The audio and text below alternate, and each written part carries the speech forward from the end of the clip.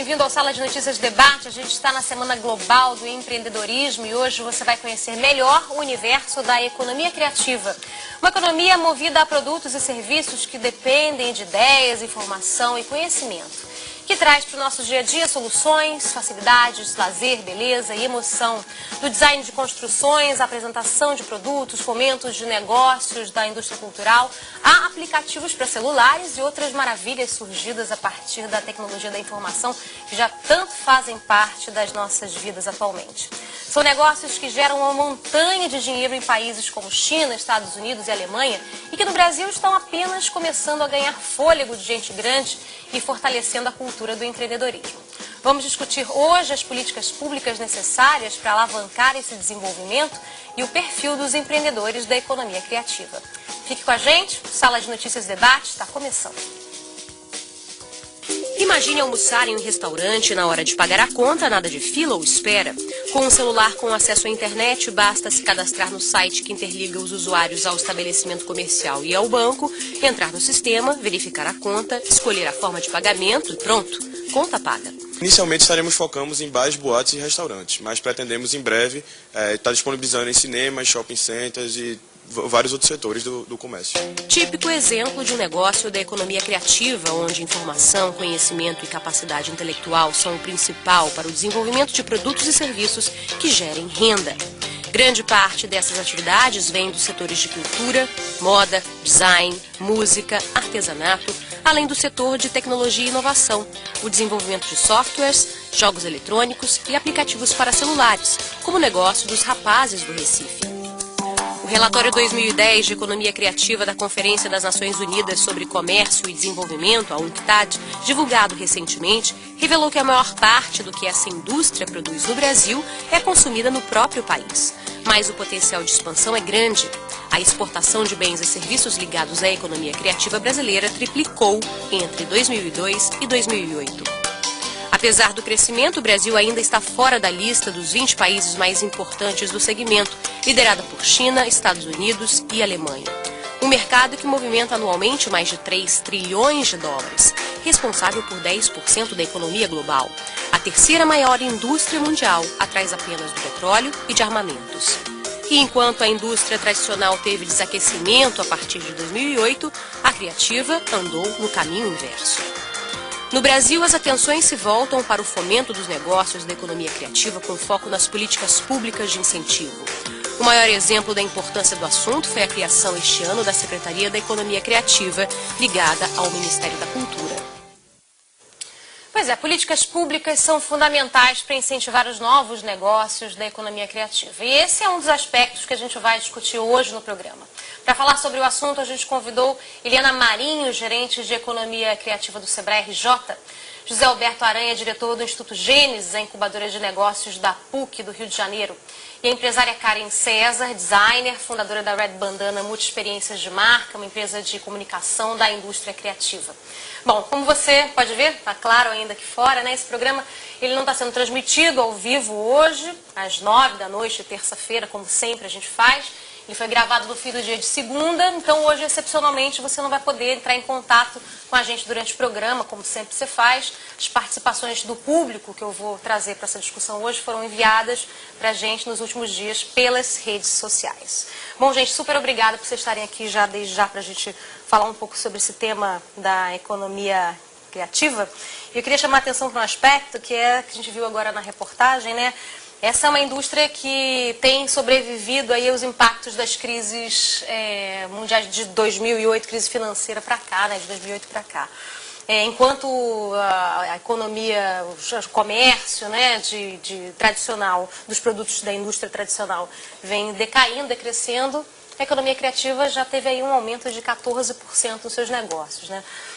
Eu queria saber da Eliana, começar aqui com a Eliana, como é que a criação, na tua opinião, da Secretaria da Economia Criativa, né, ligada ao Ministério da Cultura, quer dizer, um órgão governamental federal, pode de fato alavancar os negócios dessa indústria? Que políticas públicas hoje, na tua opinião, são mais importantes para realmente dar partida no desenvolvimento dessa indústria, da indústria criativa?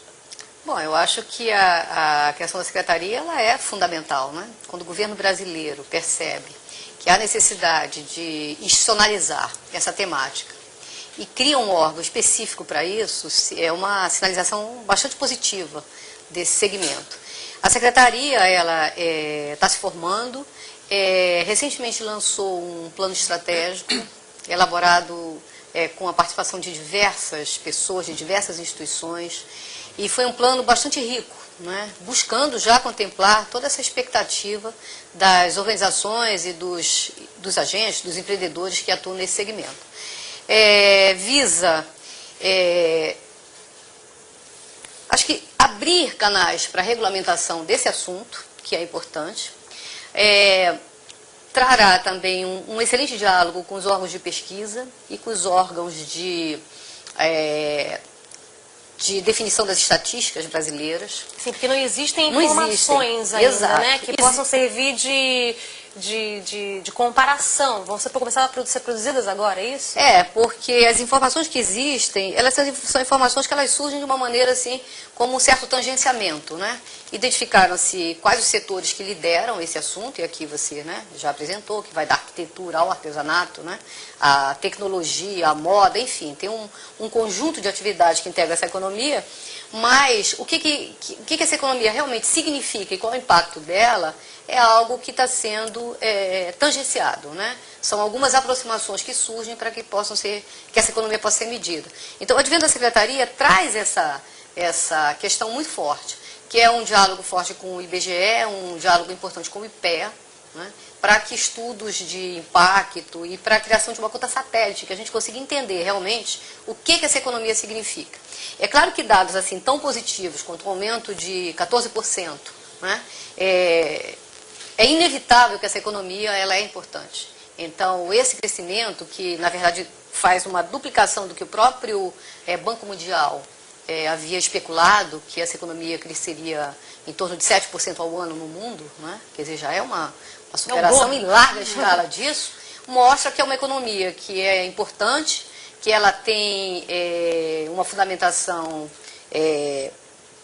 também importante, e que a gente precisa saber o que isso significa. E vai avaliar esse impacto, né? Quem são os empreendedores que estão, na verdade, desenvolvendo as suas atividades no conjunto desses setores? E o que significa isso? Quer dizer, conhecer melhor esse contexto, né? E ter dados para poder fazer comparações, e não simplesmente ficar só se balizando nos dados comparativos, internacionais, né? Exato. Em relação às políticas públicas, Alberto, você dirige uma incubadora de negócios ligada a uma universidade, uma incubadora que tem uma tradição, enfim, inclusive já. Políticas públicas relacionadas a crédito, a atração de investidores, isso é importante? Isso aí é importante, assim, eu sei que é, mas o quanto que isso é importante para alavancar, na tua opinião, essa indústria? Na realidade, eu acho que a primeira definição que a gente está tendo é uma definição de política pública sobre que tipo de setor econômico nós estamos querendo alavancar no país. Quer dizer, independente da definição se é um QTA, Unesco, Reino Unido, Estados Unidos, a economia criativa está baseada no ser humano, quer dizer, é uma economia de conhecimento.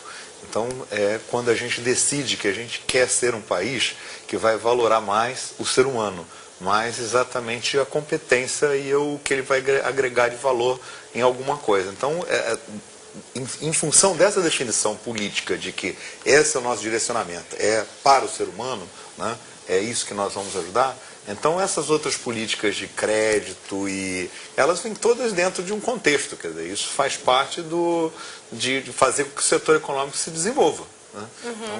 Então, eu acho que vem tudo junto.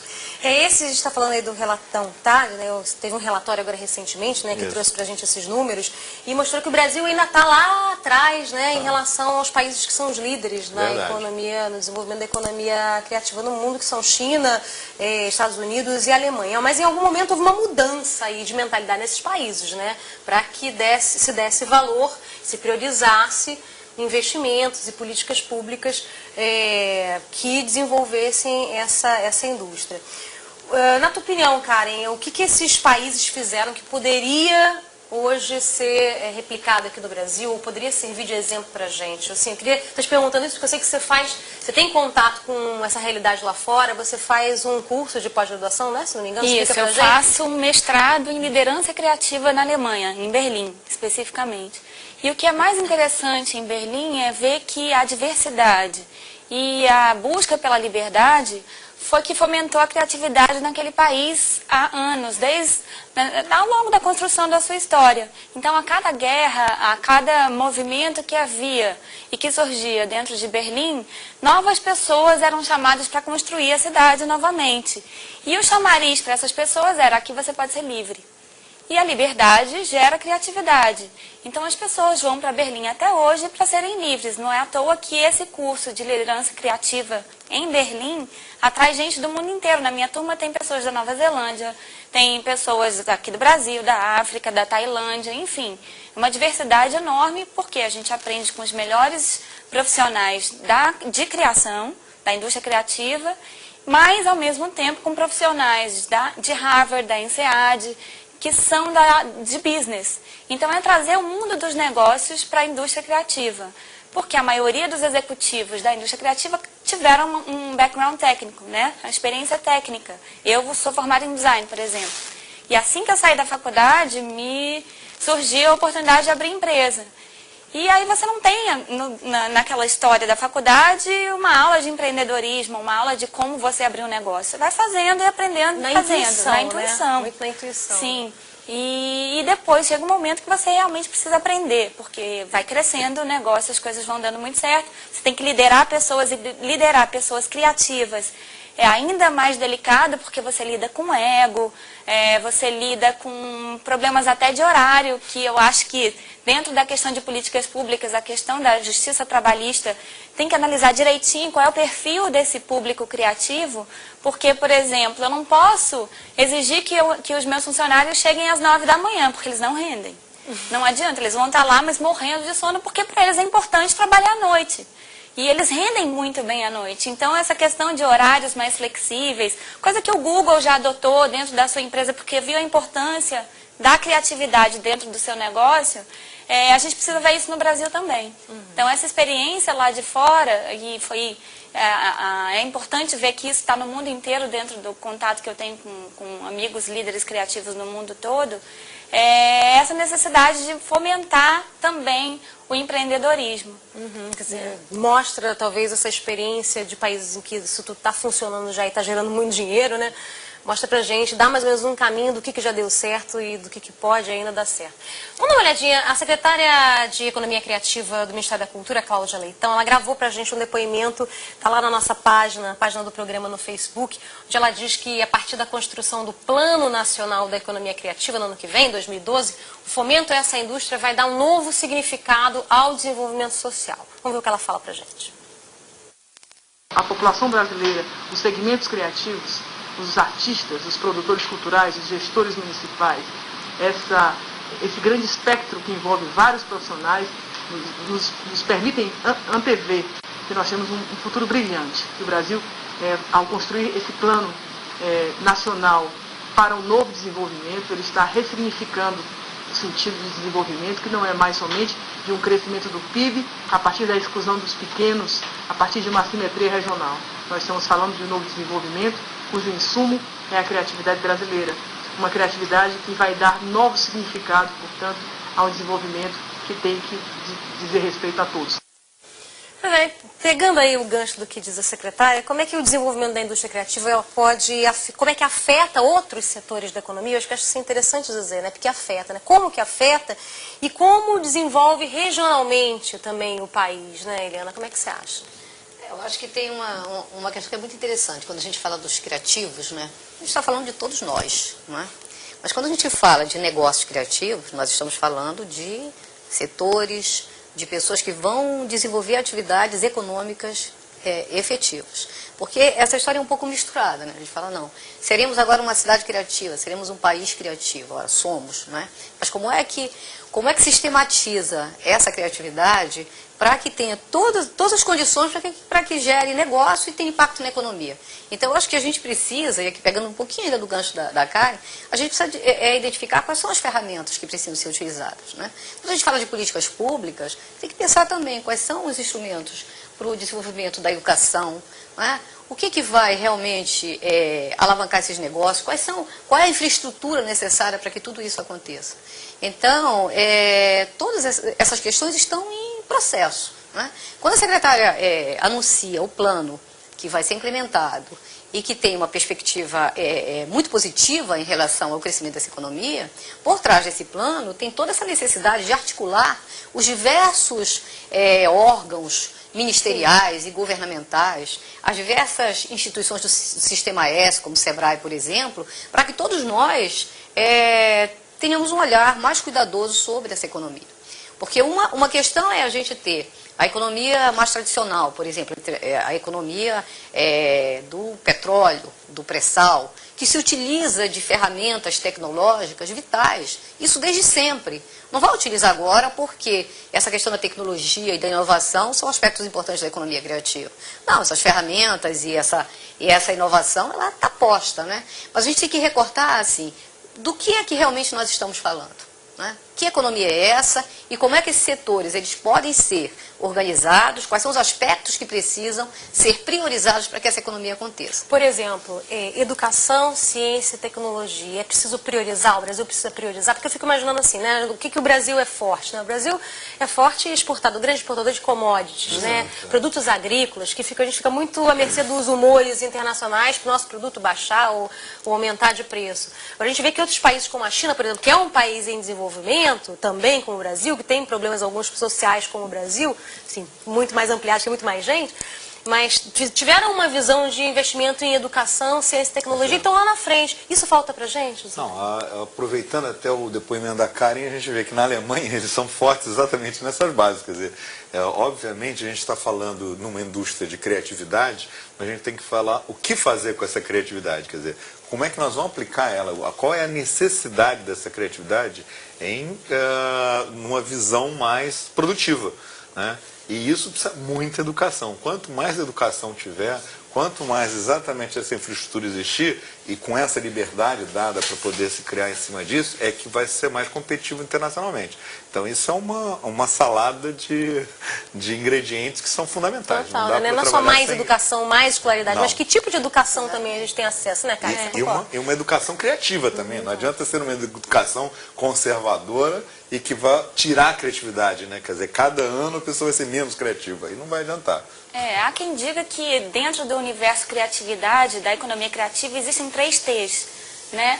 Um é talento, o outro tecnologia e o outro tolerância. Tolerância no sentido de liberdade, tecnologia, porque sem aparatos tecnológicos para desenvolver, deixar a criatividade fluir, isso não vira negócio, né? E talentos. Então, como é que se formam esses talentos? Então, existe um profissional que se chama Ken Robinson, que eu gosto muito dos textos dele. Ele diz que muito da criatividade do ser humano é cerceado no colégio, na educação básica. Por quê? Porque se acha que, ele até brinca, ele usa um termo que eu acho muito interessante, que os professores universitários, eu sou uma também, eu não posso nem falar mal, mas que eles só preparam a cabeça, que o corpo é um elemento para transportar a cabeça para os lugares. E, na verdade, quando você está na escola, tem pessoas que são boas bailarinas, tem outros que são bons com artes manuais, né? E não só com a cabeça, não só em matemática, não só em física. Dão vazão à sua criatividade de formas diferentes. Então, né? Mas aí quando os seus pais, quando você é pequeno, você diz que você vai ser uma bailarina, ele fala, menino, vai estudar. Né? Então, aí a criatividade já começa a ser cerceada. Então, na educação é preciso entender como essa indústria criativa pode se manifestar desde cedo. Mas são valores econômicos da economia antiga. Antiga, né? pois Por isso é que quando vai dizer que vai dançar, isso não é uma atividade econômica. Exato. Isso é que precisa mudar, né? E aí ele diz até, desculpa só te interromper, Helena, ele diz até que ao invés de ser uma economia baseada na economia industrial, tem que ser baseada na economia agrícola, porque ela é extremamente orgânica. E eu acho que é exatamente isso que você falou, né? Isso que a Karen remete assim para os fundamentos da cultura, né? Porque segmentos importantes da cultura, e aí quase como a última fronteira do desenvolvimento, né? Eram elementos que não eram vistos do ponto de vista econômico, né? A dança, a música, as artes cênicas de uma maneira geral, né? O circo, isso aí estava fora, né? Isso era um mero entretenimento ou um passatempo, né? Não era visto com essa possibilidade de econômica. Negócio, né? Exato. De negócio. E agora tudo pode ser revertido, né? E, na verdade, a cultura é um elemento fundamental. E quando a Karen fala dessa questão da organicidade, né? A cultura, como nós percebemos hoje, né, a cultura que tem as cadeias produtivas da música, do audiovisual, da dança, ela vem do elemento da natureza, né? Ela vem mesmo daquela história do cultivar. É daí que surge a cultura agrícola, e essa cultura, durante o tempo, é que vai assumindo diversas formas diferentes, através das leituras dos antropólogos, dos sociólogos, enfim. É por aí que vem. Mas a cultura em si, que é uma grande âncora para essa nova economia, ela surge da agricultura. E a nossa cultura, eu fico imaginando, tem um potencial incrível de geração de riquezas a partir do negócio, de negócio da economia criativa, porque a nossa cultura é muito insensada fora do país. Então a gente tem uma possibilidade de exportação do nosso produto cultural, que é muito forte, que não é pouco explorado. Falando em cultura, aqui antes da gente ir para o intervalo, a Yara diz que investimentos, mandou para a gente durante a semana aqui pelo Twitter, investimentos em arte e cultura precisam ser deixados de serem vistos como puro entretenimento. Exato. São negócios que geram dinheiro, empregos e levam valores locais para o mundo, né? Acho que isso resume um pouquinho aqui. E são inclusivos. Eles não têm diferença social. Essa é uma outra coisa importante. Bom, vamos fazer aí um rápido intervalo agora. O Sala de Notícias Debate volta em instantes com essa conversa. Até já.